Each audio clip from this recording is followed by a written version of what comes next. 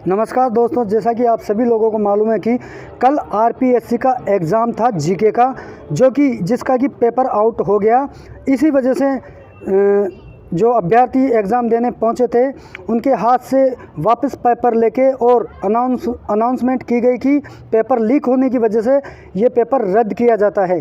तो कुछ live footage है मेरे पास कि अभ्यर्थी किन परिस्थितियों में एग्ज़ाम देने पहुंचे थे और ये पेपर लीक होने की वजह से उनको किन किन परिस्थितियों का अब सामना करना पड़ेगा। तो लाइव अपडेट पूरा देखिएगा धैर्य के साथ और अपने कमेंट ज़रूर बताइए।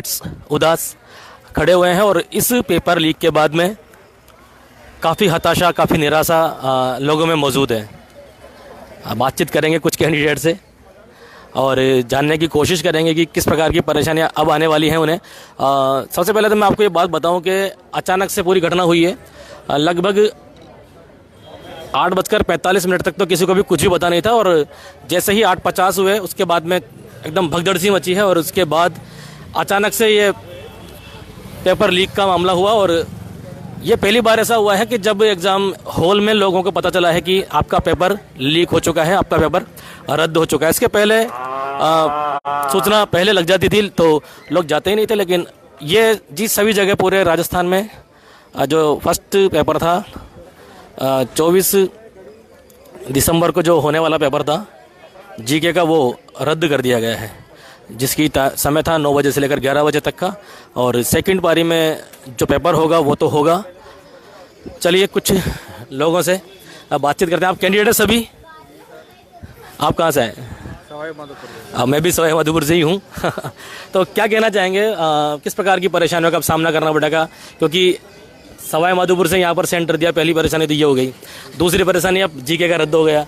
अब दूसरी परेशानी तीसरी है कि अब 1-1.5 महीने से लेकर आप सभी डिप्रेशन में रहेंगे, क्योंकि क्या होता है सेकंड पेपर भले हो जाए लेकिन एक पेपर अगर बाकी रहता तो फर्स्ट पेपर आउट हुआ है तो सेकंड पेपर की भी क्या श्योरिटी है? हाँ, लेकिन कि वो पेपर आउट नहीं हुआ, ठीक है। अब जिस बंदे ने साल भर तैयारी करी है तो उसका तो फ्यूचर कम से कम खराब ही होगा ना। फर्स्ट पेपर आउट हो गया, पेपर चालू होने के बाद ये लोग आगे बोलते हैं कि पेपर बिल्कुल कैंसिल हो गया। अब सेकंड पेपर जो सब्जेक्ट का होगा उसकी भी क्या गारंटी कि वो पेपर आउट नहीं हुआ? तो हम लोग तो एक तरह से डिमोटिवेट होंगे। सही बात है, क्योंकि देखिए बिल्कुल सही है, कह रहे हैं कि इस चीज की कौन श्योरिटी देगा कि जैसे उन्होंने कहा सेकंड पेपर के लिए तो बोला कि होगा। हाँ। उन्होंने तो बोला होगा, लेकिन नहीं है ना कि पेपर आउट नहीं हुआ, क्या गारंटी? सही बात है बिल्कुल, और सभी संशय में है इस चीज को लेकर कि ये तो रद्द करना था, आपको दोनों पेपर रद्द करना चाहिए फिर। जी। चलिए आप भी कैंडिडेट ही हैं, आप कहाँ से हैं? पेपर रद्द हुआ। अच्छा, सबसे पहले बड़ास भी निकाल सकते हैं। सही बात है, देखिए बड़ास निकालना ही है। सभी फर्स्ट एड है इस चीज से लेकर, तो क्योंकि देखो आर्थिक नुकसान भी है और समय का नुकसान है। जिनके छोटे छोटे बच्चे हैं उनको बहुत परेशानी है। आने वाले 2 महीनों के अंदर हमारे 2 एग्जाम हो रहे हैं। तो अच्छा, हाँ, जीके की तैयारी करेगा, वो 2 एग्जाम की तैयारी करेगा। सही बात है। अभी संस्कृत का पेपर हो रहा है, जनवरी एंड में संस्कृत का पेपर है, उसके बाद फरवरी एंड के अंदर रीट का पेपर है। तो बंदा इस पेपर की तैयारी करेगा या रीट की तैयारी करेगा? हाँ, ये भी बहुत तकलीफ आपने बात बताई कि रीट के जिसमें सिलेक्शन हो गया है जिनका, उनको तो बहुत परेशानी आएगी। रीट के अंदर पेपर आउट नहीं होगा, इसकी भी क्या गारंटी है? बंदे 3-3 साल से तैयारी कर रहे हैं, सभी आउट हो रहे हैं चुपचाप से। इस तरीके से जिसका पता लग जाता है ना वो बात हो जाती है, वरना पेपर सभी आउट है। मतलब क्योंकि क्या है इतना आप इसकी गलत हो रहा है। अच्छा, एक चीज के लिए क्या कहना चाहेंगे, जैसे कि आरपीएससी ने जो गाइडलाइन जारी की थी उस पर उन्होंने बोला था हाँ, उन्होंने ऐसे बोला था कि जूते अलाउ रखें इस बार गर्मियों को देखते हुए, लेकिन भैया देखो, जूते से, मफलर से और चेनों से पेपर आउट नहीं होते। पेपर तो बड़े लेवल पे आउट होते हैं और छोटे मोटे स्कूलों में उनका कोई रोल होता नहीं है, देखिए जाए तो, ठीक है। हम छोटे मोटे बच्चे क्या पेपर आउट करवाएंगे? ये तो ऊपर लेवल से पेपर आउट होते हैं। बाकी किसी की मजाल थोड़ी कि पेपर सेंटर से निकल जाएगा और पेपर वायरल हो जाएगा। सही बात है। अब ये चेने खुलवा रहे हैं, तानियां खुलवा रहे हैं, तने में कौन पेपर आउट करेगा यार? हाँ, लच्छे तक खुलवा दी है लोगों ने से, लच्छे खुलवा रहे हैं, कोई ना कोई ब्लूटूथ डिवाइस डाल के लेके आएगा। ठीक है भैया, थैंक यू। चलिए कुछ महिलाएं भी हैं यहाँ पर। आप कैंडिडेट ही सभी? चलिए, तो कहाँ से आप आए? इटावा। देखिए इटावा सभी मतलब हताश, परेशान। और अब इंदौर से आप आए, अब कैसा लग रहा है? बिल्कुल अच्छा नहीं लग रहा है तैयारी करने के बाद, इतनी दूर से आने के बाद। तो अब इसके बारे में आप क्या कहना चाहेंगे? ये दोबारा से होगा तो हम लोगों को तो वापस आना पड़ेगा और जो अब तैयारी की थी वो बाद में हम नहीं कर पाएंगे, क्योंकि आजकल कुछ भी हो सकता है। पेपर में 2-3 बार हो चुका है ऐसा पहले हमारे रीट साथ। में बहुत बार हो चुका है। हाँ बिल्कुल, इससे पहले भी जब सेकंड ग्रेड का हुआ था वो भी ऐसे ही हुआ था, फिर वापस से हम लोग आए देने। चलिए, आप भी थे कैंडिडेट हैं, क्या कहना चाहेंगे?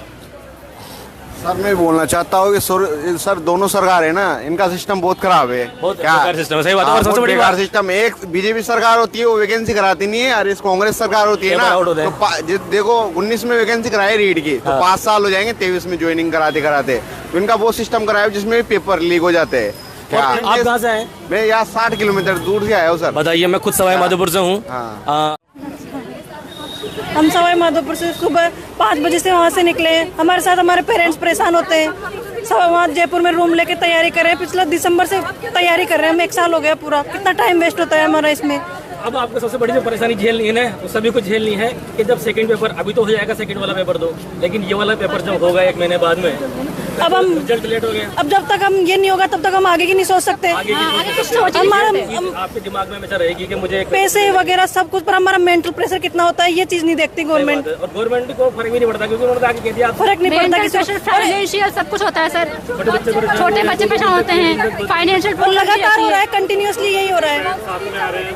अभी वनपाल का हुआ, उससे पहले रीट का, हम रीट से ये देखते आ रहे हैं। मैं पूरी फैमिली को लेके आई हूँ सर, मेरी पूरी फैमिली परेशान होगी। बाउंडेड कर देती चप्पल। वही तो अभी मैंने एक चीज देखी थी, जो आरपीएससी ने खुद नोटिफिकेशन दिया है, उसमें उन्होंने कहा कि शूज अलाउ है, अंदर उन्होंने शूज को मना कर दिया है ना। सब कुछ तो इसके बारे में आप मना करा ना शूज के लिए, क्योंकि आरपीएससी का आपने देखा उसमें दिया हुआ है कि शूज अलाउ है। हाँ, शूज और स्वेटर अलाउ है। शूज और स्वेटर अलाउ था और उन्होंने वहाँ पे जाके शूज उतरवा दिए। हाँ वही तो। दोस्तों, भास्कर की जानकारी के अनुसार जो ये आप फ़ोटो देख रहे हो, जो बीच में है वो है मास्टरमाइंड सुरेश बिश्नोई। बीच में मूल रूप से यह जोधपुर का रहने वाला है और जालोर के सरकारी स्कूल में वाइस प्रिंसिपल के पद पर कार्यरत है। इसी ने पेपर, ऐसा भास्कर की अपडेट के अनुसार ऐसा कहा जा रहा है कि इसी ने पेपर लीक करवाया था और यही मास्टरमाइंड बताया जा रहा है। दोस्तों, भास्कर की जानकारी के अनुसार पुलिस ने पूछताछ के बाद बताया कि यह पेपर 10 लाख में बेचा गया। हमने जो 40 लोग पकड़े हैं, इनमें 7 लड़कियां हैं।